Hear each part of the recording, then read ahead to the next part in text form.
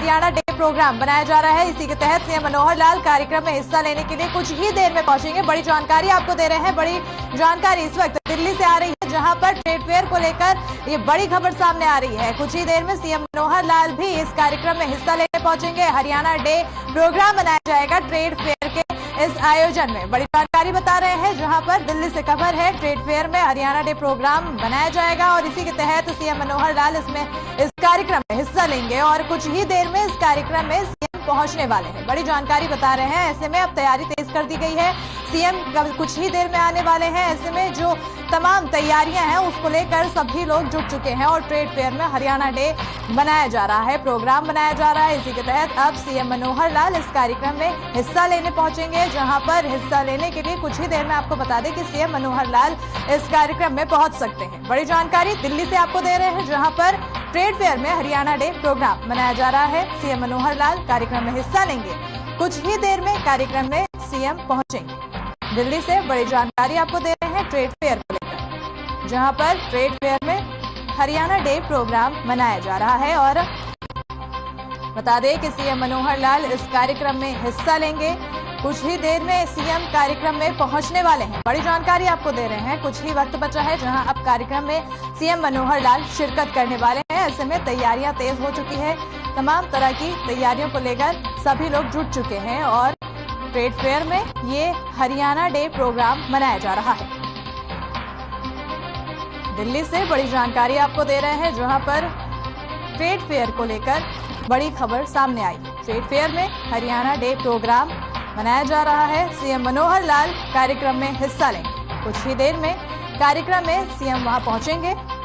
ऐसे में अब तैयारियां जोर शोर से की जा रही है। दिल्ली से बड़ी खबर। ट्रेड फेयर में हरियाणा डे प्रोग्राम मनाया जा रहा है, जिसको लेकर अब हरियाणा डे प्रोग्राम को लेकर हर कोई उत्साहित है। इसी उत्साह को देखते हुए अब सीएम मनोहर लाल भी इस कार्यक्रम में हिस्सा लेने पहुंचेंगे और आपको बता दें कि सीएम मनोहर लाल कुछ ही देर में इस कार्यक्रम में पहुंचने वाले हैं। ऐसे में तमाम तरह की तैयारियां की जा रही है। ट्रेड फेयर में क्या कुछ खास है, इसको लेकर भी सबके अंदर उत्साह बना हुआ है, क्योंकि हमेशा से ही ट्रेड फेयर को माना जाता है, काफी ज्यादा खास माना जाता है इस फेयर को। और आपको बता दें कि जिस तरह से पिछले साल कोरोना के चलते ये ट्रेड फेयर नहीं लगाया गया था, इस बार बहुत ही ज्यादा भव्य तरीके से इसका आयोजन किया गया है और अब ट्रेड फेयर में हरियाणा डे प्रोग्राम मनाया जा रहा है और इसी के तहत अब लोगों में उत्साह और जाता है। और आपको बता दें कि इसी उत्साह को देखते हुए सीएम मनोहर लाल भी कार्यक्रम में हिस्सा लेंगे और आपको बता दें कि कुछ ही देर में सीएम कार्यक्रम में पहुंचने वाले हैं। ऐसे में अब तैयारियां जोर शोर से की जा रही है और उनके आगमन को लेकर हर कोई जुटा हुआ है। थोड़ी ही देर में, चंद मिनटों में पहुंच जाएंगे सीएम मनोहर लाल इस कार्यक्रम में हिस्सा लेने के लिए। हरियाणा डे प्रोग्राम जहां मनाया जा रहा है।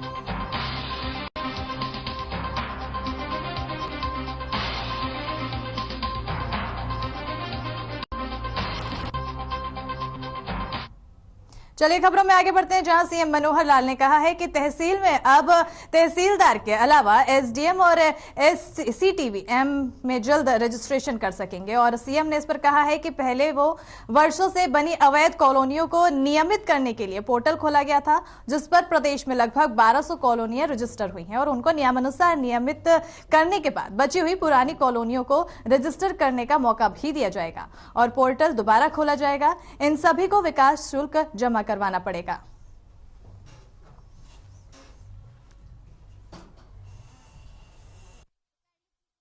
तो आपको बता दें कि सीएम ने अब तहसीलदार को लेकर कहा है, जहां सीएम का बता दें कि इस पर बयान आया। सीएम मनोहर लाल ने कहा है कि तहसील में अब तहसीलदार के अलावा एसडीएम और सीटीएम भी रजिस्ट्रेशन कर सकेंगे। अवैध कॉलोनियों पर सरकार अब सख्त नजर आ रही है। ऐसे में अब एसडीएम और सीटीएम रजिस्ट्रेशन कर सकेंगे और बता दें कि इसके लिए पोर्टल की शुरुआत भी की गई है, जिसमें बता दें कि 1200 कॉलोनियां रजिस्टर हुई है।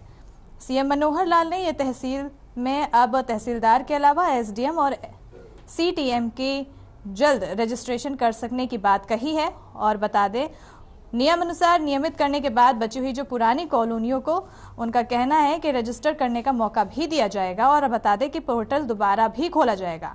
इन सभी को विकास शुल्क में जमा करवाना पड़ेगा।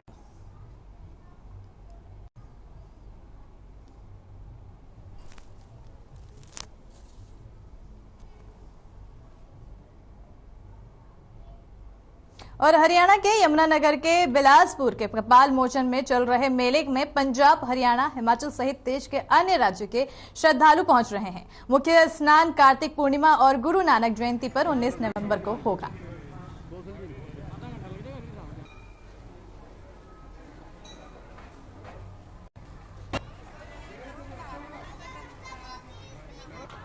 तो तस्वीरें आपको दिखा रहे हैं यमुनानगर से खबर है, जहां पर आपको बता दें कि जो भव्य मेले का आयोजन हो रहा है, ऐसे में भारी संख्या में वहां पर श्रद्धालु पहुंच रहे हैं। न सिर्फ हिंदू बल्कि सिख भी वहां पर पूरी भारी संख्या में मौजूद हैं और वहां पर पहुंच रहे हैं। और बता दें कि कार्तिक पूर्णिमा से इसका स्नान भी शुरू हो गया है। स्नान की तस्वीरें आपको दिखा रहे हैं, जहां पर श्रद्धालु स्नान करते हुए नजर आ रहे हैं, दीपक जलाते हुए नजर आ रहे हैं और मेले की आपको तस्वीरें दिखा रहे हैं कि भीड़ साफ तौर पर नजर आ रही है। कपाल मोचन मेले की धूम हर तरफ नजर आ रही है। इसमें हिंदू सिख एकता का प्रतीक भी दिखता है। आपको तस्वीरें जहां पर दिखा रहे हैं, कपाल मेला के जो आयोजन हो रहा है उसको लेकर किस तरह से हर किसी के चेहरे में खुशी नजर आ रही है और पूरे भीड़ के साथ हर कोई वहां पर पहुंच रहे हैं। इस मेले के तहत स्नान करते हुए भी पंडित नजर आ रहे हैं और ऐसे में हर किसी के चेहरे में खुशी साफ तौर पर देखने को मिल रही है।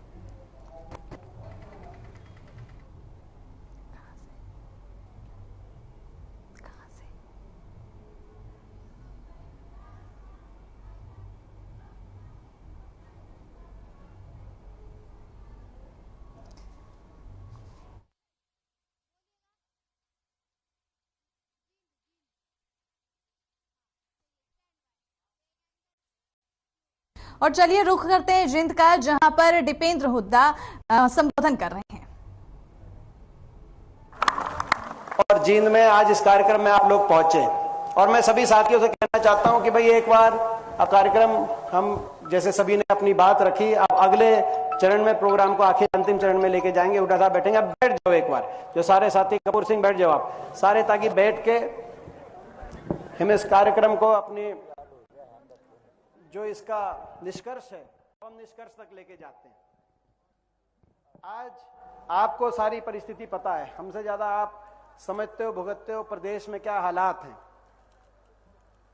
हरियाणा प्रदेश लगभग 7 साल पहले भारतीय जनता पार्टी की सरकार हरियाणा प्रदेश में बनी और 7.5-8 साल पहले केंद्र के अंदर भी ये सरकार बनी। लोगों ने बड़ी आशाओं के साथ इस सरकार को बनाया था, बड़े बड़े नारे थे, बड़े बड़े वायदे थे। लेकिन आज अगर हम तुलना करके देखें कि आज प्रदेश में क्या स्थिति है, तो हम ये पाते हैं कि हर वर्ग आज इस सरकार से दुखी। जो वायदे किए गए थे, हरियाणा को विकास के रास्ते पे आगे लेके जाने के वायदे, अच्छे दिनों के वायदे, आज कहीं ना कहीं हर वर्ग अपने आप को ठगा महसूस कर रहा है। यही कारण है, ये जब विधानसभा का चुनाव हुआ तो मानते थे कि सरकार, बड़ी हवा चली देश में, नारा दिया 75 पार, टीवी पे दिखाया 85 पार, दिखाया था कि नहीं दिखाया था, मैं आपसे पूछना आया था। 75 पार का नारा था, टीवी में दिखाया 85 पार, और आप सबने, लेकिन हरियाणा की जनता ने और कांग्रेस के कार्यकर्ता ने उस नारे की हवा निकाली कि नहीं निकाली, मैं आपसे पूछता।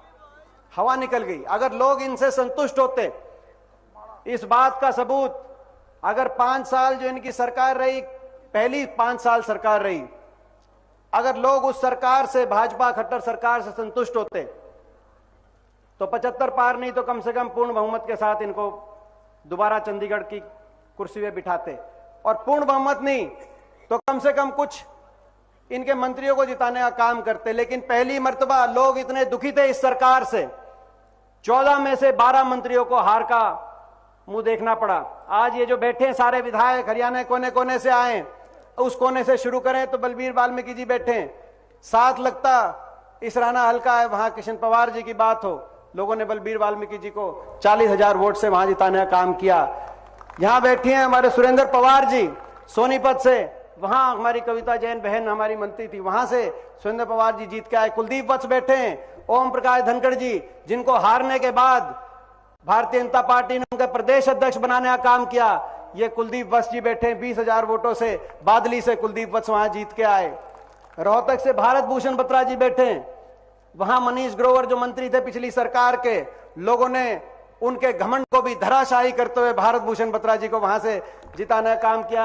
हमारे बैठे दान सिंह जी एक छोर पे, वहां से शिक्षा मंत्री थे पिछली सरकार में रामविलास जी, वहां से लोगों ने दान सिंह जी को भेजने का काम किया।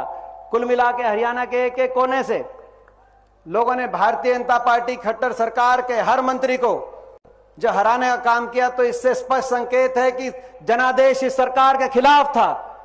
लोगों ने 75 पार के नारे को ध्वस्त किया, इस सरकार को सत्ता से बाहर करने का जनादेश दिया। जब आपने टीवी सेट देखा 12 और 1 बजे, या आपने तो जब टीवी सेट और रेडियो में देखा भाई गिनती कितनी होगी, आप तो ये देख रहे थे कि भाई कितने बहुमत से बीजेपी आएगी।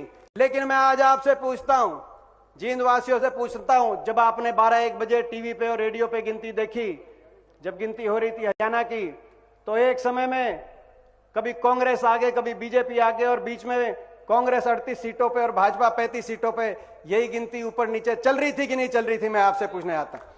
3900 वोट से फैसला हुआ प्रदेश का। 3900 वोट अगर कांग्रेस के खाते में ज्यादा आती तो सबसे बड़ा दल कांग्रेस पार्टी बनती। जब इतना नजदीक फैसला था तो किसकी सरकार बने, ये कश्मकश जब हो रहा था, तो उनको फैसला करने की परिस्थितियां बनी। राजनीति परिस्थितियों का खेल है, जिन्होंने भाजपा के खिलाफ वोट ली। मैं इसीलिए कह रहा हूं ये, क्योंकि यहां जींद जिले में भी उप मुख्यमंत्री जी और 3 विधायक यहां जींद जिले में भी उन्हीं जेजेपी पार्टी के चुन के गए।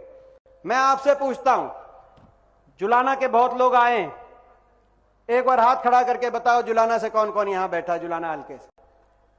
नरवाना से बहुत लोग आए हैं, उचाना से बहुत लोग आए हैं। मैं आप सबसे पूछता हूं,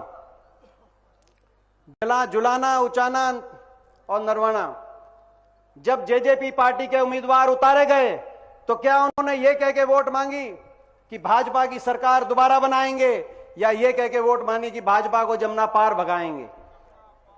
अगर वो ये कहते कि दोबारा से खट्टर साहब की सरकार बनाएंगे, चंडीगढ़ में हमें एक एक वोट दो, हम जाके दोबारा से भाजपा की सरकार बनाएंगे, तो एक सीट इनको मिलने नहीं वाली थी। लेकिन वोट ली भाजपा के खिलाफ, वोट ली खट्टर साहब के खिलाफ, और जाकर उनकी सरकार बनाने का अपने मतदाता से विश्वासघात। राजनीति में कुछ नैतिकता के कोई मूल्य होते हैं। अगर कल को हम कहें कि हम ये लड़ाई लड़ रहे हैं इसके खिलाफ, और आपका साथ लें और जाकर आपके साथ को बेचने का काम करें, मैं समझता हूं कि राजनीति, इससे ज्यादा राजनीतिक पतन हो नहीं सकता जो आज जींद की धरती ने देखा है, जो इन लोगों ने देखा है।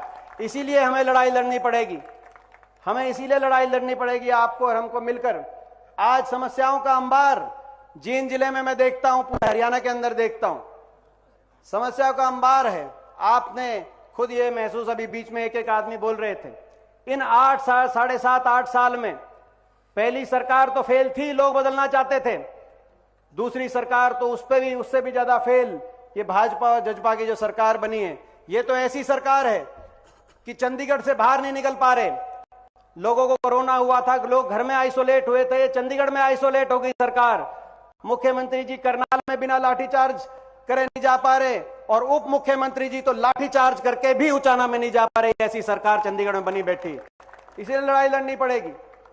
हरियाणा तो विकास की पटरी से उतारने वाली ये सरकार है। 2014 से पहले जो प्रदेश प्रति व्यक्ति आय में नंबर 1 था, प्रति व्यक्ति निवेश में नंबर 1 थे हरियाणा, कृषि उत्पादकता में हम नंबर 1 थे, गरीब की कल्याणकारी योजनाओं में हम नंबर 1 थे, खेल खिलाड़ियों के मान सम्मान में नंबर 1 थे।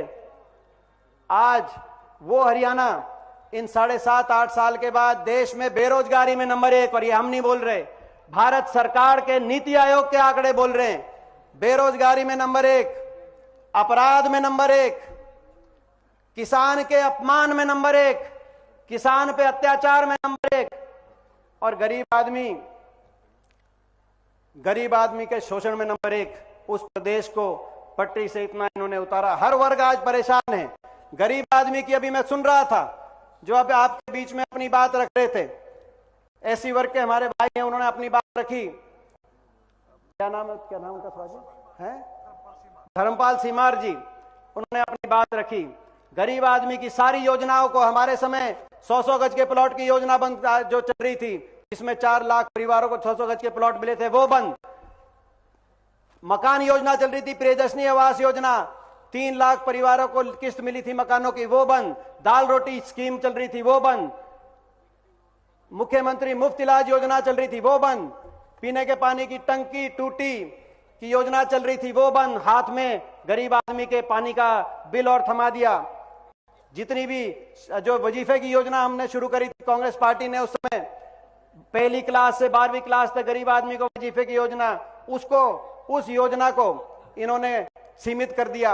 हर योजना को, गरीब आदमी की जो कल्याणकारी जितनी योजनाएं चल रही थी, इस सरकार ने सबसे बड़ी चोट गरीब आदमी पे मारी है। और जो आज महंगाई है, महंगाई और बेरोजगारी जिसमें हरियाणा नंबर 1 है, उसकी चोट भी गरीब आदमी पे आज सबसे ज्यादा है। उनका आज घर का बजट बिगड़ गया और घर चलना गरीब आदमी का मुश्किल हो गया। ये इस सरकार के अच्छे दिन है। तो सांसद दीपेंद्र सिंह हुड्डा को सुन रहे थे आप, जहां विपक्ष आपके समक्ष कार्यक्रम में संबोधित कर रहे थे। उस दौरान उन्होंने बीजेपी पर जमकर निशाना साधा है और पूरी तरह से बीजेपी को घेरने की कोशिश की है। और इसी के साथ वक्त हो चला है छोटे से ब्रेक का, जल्द हाजिर होंगे।